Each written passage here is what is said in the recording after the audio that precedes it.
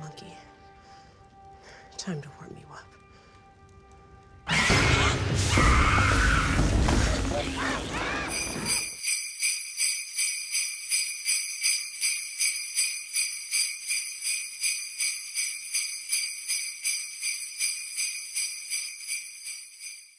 We are talking Toys of Terror, a Christmas-themed horror movie directed by Nicholas Verso.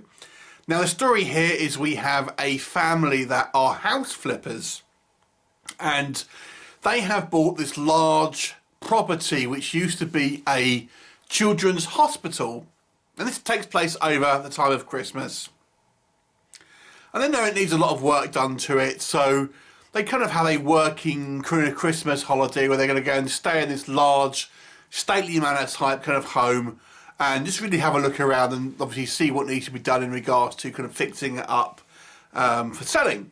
They take their 3 children. They're actually 2 single parents who have now got together. The father has got like a teenage girl and the mother has got 2 younger children, and they've kind of obviously got remarried, so to speak. And they go there along with their kind of like their live-in nanny and go to this house, and there's kind of like a workman there who kind of works for this kind of like small company. Alas, they all have to spend Christmas in this large house thanks to a blizzard. However, this house is not necessarily unoccupied. There seems to be a toy chest full of toys that are actually alive and want to take the lives of the children within the house. What will happen? You'll have to watch the movie to find out. So far, so kind of like, if you've heard this thing before, it actually feels a lot like a kind of cross between the movie Krampus from 2015 and the kind of the Puppet Master series to it in a lot of ways, or maybe Demonic Toys. First of all, let's talk about what works. The thing that struck me most about this film, I think, on a positive, was some really very high quality cinematography. I feel this movie is shot in a way that it appears to be, you know, a relatively kind of high budget production, because there is some really very good photography here, and I think the cinematographer needs to be commended for a job well done, really making it feel like a kind of good production value in regards to the way that it is filmed. And obviously that goes hand in hand with the kind of director as well, to a certain degree. So that I quite liked. The movie has a weirdly magical kind of tone to it in a weird way, and I'll kind of touch upon that again in a little bit, but it just has this kind of strange, because the movie takes the subject matter quite seriously. All the characters, it's not played for laughs, it's not like a campy film, but when we see these toys come to life, that they act in this kind of weird sort of like, almost like a Toy Story kind of film, to be honest, like feel to it. They kind of act like goofy kind of like, you know, toy animals and things like this, but with murderous intent.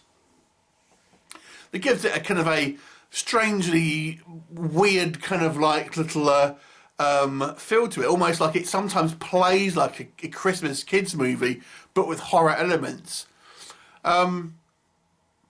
I quite like the character of our kind of living babysitter, who I felt she probably gave the best performance, to be honest with you, and she had maybe the most interesting backstory here. And the movie also has quite a good intro. I like the prologue of this film. But what doesn't work? I've got to be honest with you, the main issue with this film is the weird tonal shifts that this film has. It starts off relatively kind of like, you know, sort of high production value, like I've said, things like this.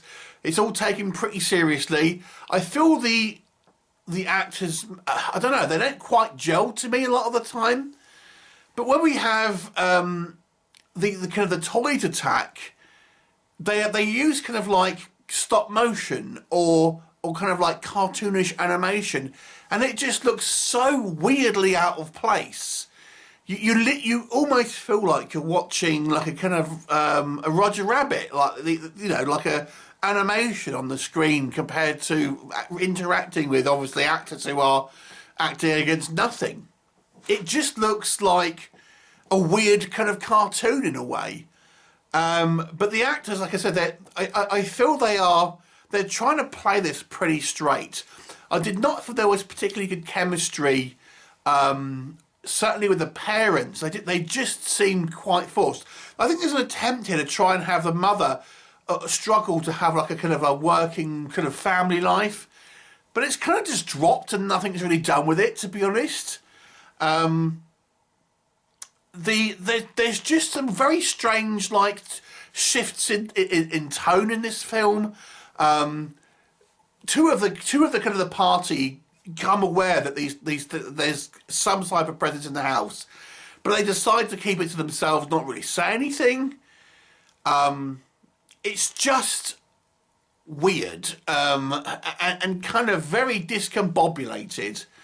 It falls into some very some cliche moments as well. For example, there's a scene where there's a smashed window, and I think, okay, someone's going out of that, and we have a character just like standing by this massive hole in the wall. Like, clearly that person's going out. Why wouldn't you move?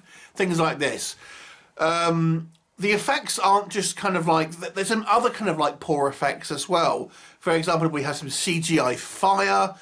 We have like the kind of like the blizzard effects clearly look like superimposed, things like that. So the effects work here is, I mean, I was thinking maybe it was by choice having these kind of like these stop motion effects, but then you can see the kind of like the crappy fire and the kind of the crappy blizzard effects. I think maybe they're just crappy effects.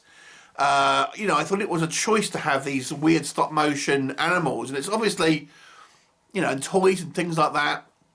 But they don't really feel menacing. They just feel goofy. But all the actors are kind of taking it seriously. So it has this very strange, just like odd tone. I just feel like this movie has, it can't decide what it wants to be. Like, you know, a straight horror film, but with no real scares in it, but then kind of cheesy, goofy kind of toys that literally look like they've come from, you know, a Toy Story cartoon, and they're attacking these adults who seem to be in a different movie.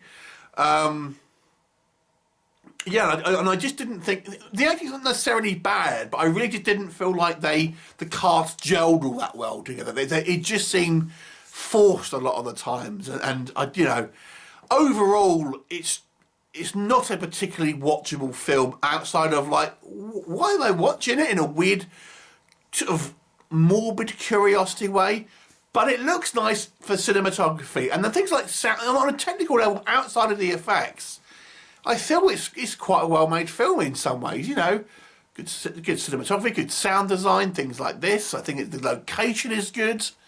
You know, it's a great-looking house, but the actual contents of the story and tonal, I just can't describe what tone it is. It just makes for a bit of a discombobulated and mess of a movie in a lot of ways. So I won't say this is necessarily a bad film, but it's a below average film for me. So I'll give it a 4 out of 10. Have you seen it? What did you think of it? Leave me a comment and I'll look forward to seeing you next time. Bye for now.